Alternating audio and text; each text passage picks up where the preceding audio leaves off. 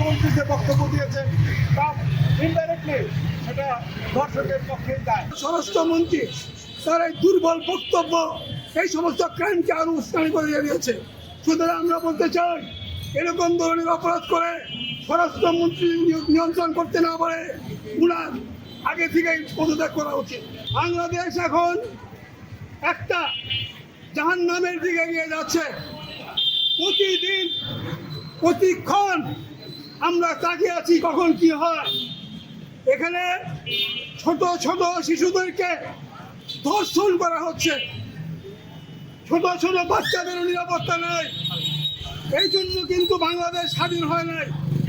এই জন্য কিন্তু আমরা বারবার সরকার পরিবর্তন করি না। এই জন্য কিন্তু আমরা বারবার জুলাই আন্দোলন করি না।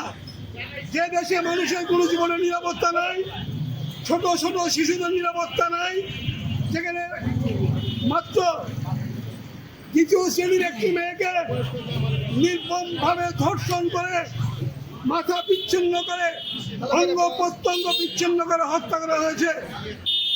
আমরা বলতে চাই, এমনি আরো দেখি বিভিন্ন জায়গায় বিভিন্ন শিক্ষা প্রতিষ্ঠানে বলাৎকার হচ্ছে। আমরা স্পষ্টভাবে বলবো, যারা এই কাজগুলো করে তারা কোনো না কোনো রাজনৈতিক দলের সদস্য, কোনো না কোনো রাজনৈতিক দলকে ভোট দেয়, কোনো না কোনো রাজনৈতিক দলের নির্বাচনী প্রচার চালায়।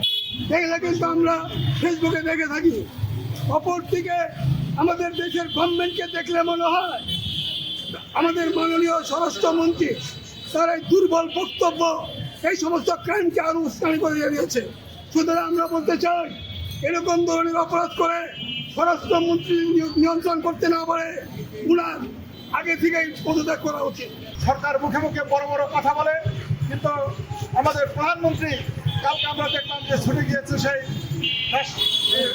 রামিসার বাড়িতে। কিন্তু আমি প্রধানমন্ত্রীকে বলতে চাই, আপনার কয়জনের বাড়ি ছুটে যাবে? প্রতিদিন যেখানে শত শত ঘটনা ঘটছে, সেখানে আপনার সবার বাড়ি যাওয়া, সবাইকে সান্ত্বনা দেওয়া, সবার নিরাপত্তা বিধান করা সম্ভব হবে না। কাজে আপনাকে আইন শৃঙ্খলা পরিস্থিতির উন্নয়ন ঘটাতে হবে। আমাদের স্বরাষ্ট্রমন্ত্রী যে বক্তব্য দিয়েছেন তা ইনডাইরেক্টলি সেটা ধর্ষকের পক্ষে যায়, যে এত দ্রুত বিচার করা যাবে না তিনি বলেছেন। আমরা মনে করি রাজনৈতিক বিবেচনায় অনেক দ্রুত বিচার সম্পন্ন হয়েছে। আর এইখানে ধর্ষক যেখানে স্বীকারোক্তি দিয়েছে, সেইখানে কেন তার বিচারে বিলম্ব হবে?